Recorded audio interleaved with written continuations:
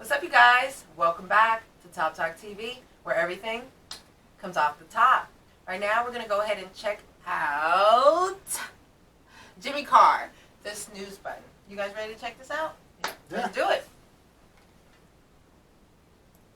I tell you what I love, love, and I bet you all love it too. Do you love the snooze button? I love the snooze button, because I tell you what I need after 8 hours sleep. A nap.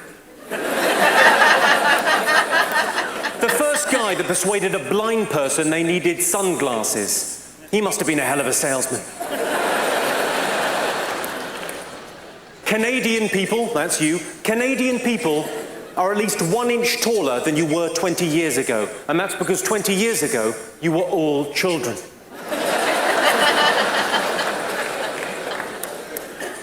When I was a kid, I wanted to get a tattoo, but my parents said I had to get it somewhere that didn't matter.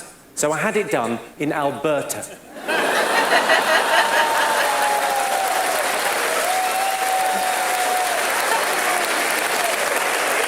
Are there people in from Alberta? It doesn't matter.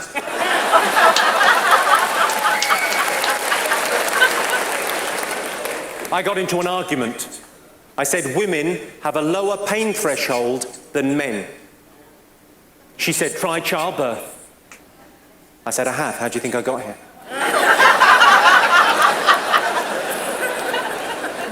Women ask weird questions. Well, the women in my life have always asked weird questions. My girlfriend said to me recently, she said, which of my friends do you think is prettiest?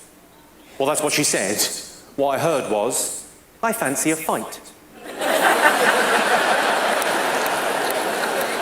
I don't know much about women, but I know there is no correct answer to that question. There's nothing I can say that she'll go, good, just wondered. I thought there's going to be trouble, so I might as well have fun. So when she asked me, which of my friends do you think is prettiest, I said, well, Karen is pretty, but Susan does that thing with her tongue.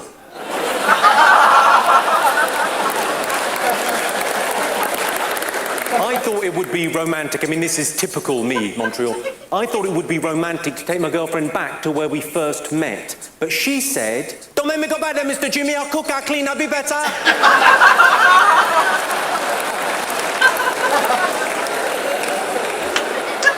Do you know we produce 48% more carbon emissions than we used to in the 1970s? But that figure could be halved if you just divided it by 2.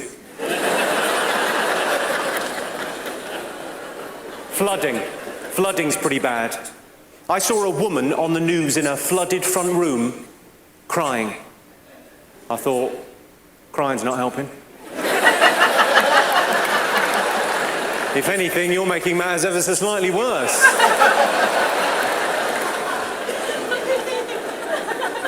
A charity campaigner came up to me in the street.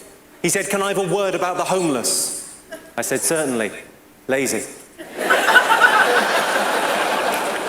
I've actually got involved in a charity recently. It's not really what the show is about, but I've got involved in this little charity, and I just think it's just a cool idea. It's only a small thing, but I was going to briefly, just 20 seconds of your time. It's not really what the show is about, but I'll just tell you what we're doing, and if you think it's a cool idea, Montreal, you could just Google it. You could just have a look, and you know, and maybe get involved, maybe make a donation, and if not, you can just forget about it. It's not important to the show. What we're doing is we're taking obese children, and we're sending them to the rainforest. I don't mind you tittering, because we're already seeing incredible results. And if you want to be part of that, it's feedthetigers.com.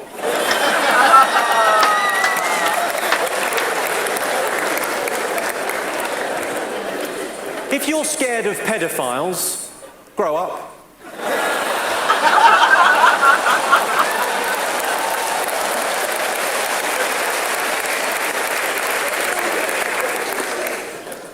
The best way to get a girl's attention is to compliment her.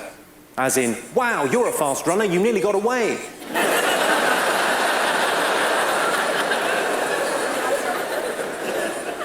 Backseat drivers, they're all the same. Why are we going into the woods? Please let me go. Madonna. Madonna is 50, but she's got the body of a man half that age.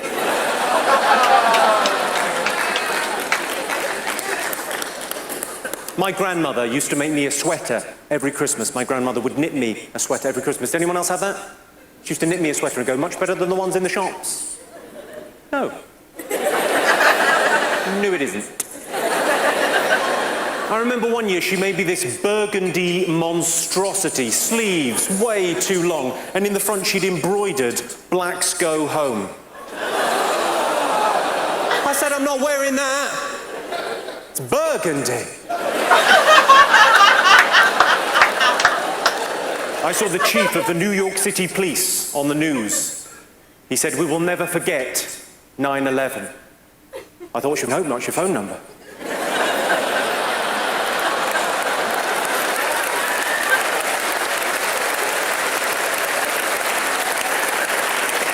I write these jokes, I think they're funny, I think some of you think they're funny, but these jokes aren't who I am as a person. I don't define myself by these jokes. In the real world, I'm quite a generous kind of a guy.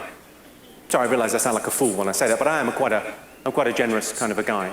Last year I donated a kidney. Of course, they wanted to know where I got it from. That'd be Jimmy Carr. Thank you very much indeed. Cheers.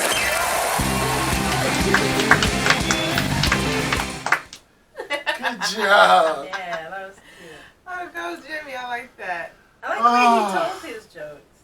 Intellectual comedy.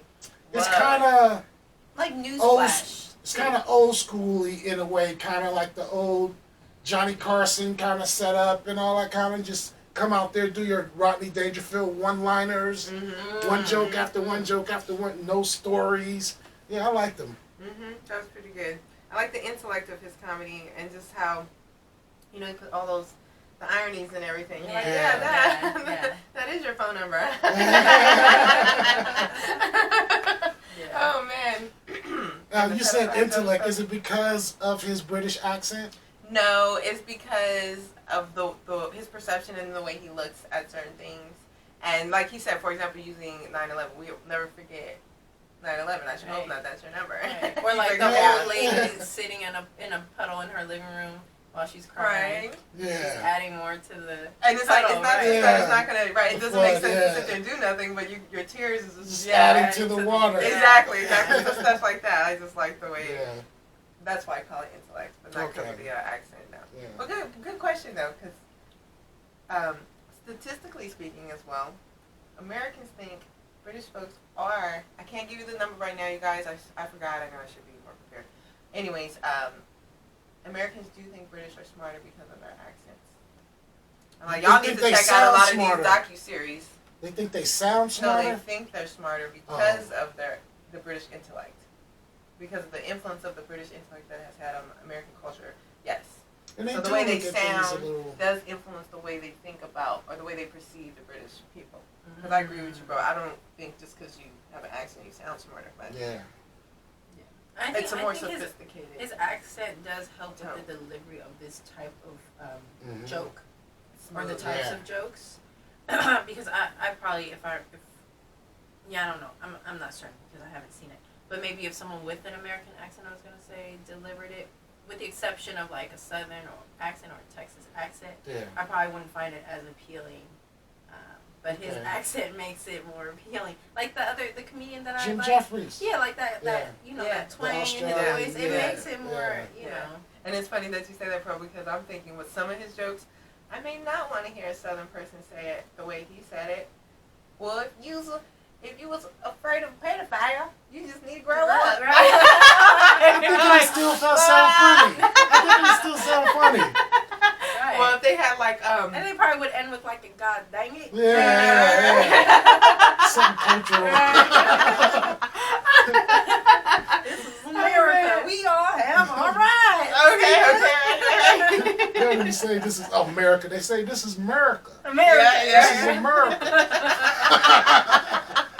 Oh shoot, but I have some Southern friends that sometimes say stuff that have me dying laughing. Yeah. Like they'll say something like, instead of saying, is that yours? They'll say something like, is that yourn? I'm like, what the hell is yourn? I know what you mean, but what the hell is yourn? You're like, yarn, where's the yarn at? Arts and crafts? But no, this is awesome. I enjoyed that's funny, Mr. gentlemen. Jimmy. Thank you, Mrs. Jimmy. You have to find some more of Mr. Carr. Yes. Absolutely. Yeah. Yes. Thank you guys for coming out. Hope you guys enjoyed as much as we did. Don't forget to like, comment, subscribe, and Follow our social medias. Hit that notification button. And we will see you next time on Top Talk TV, people. Peace. Peace.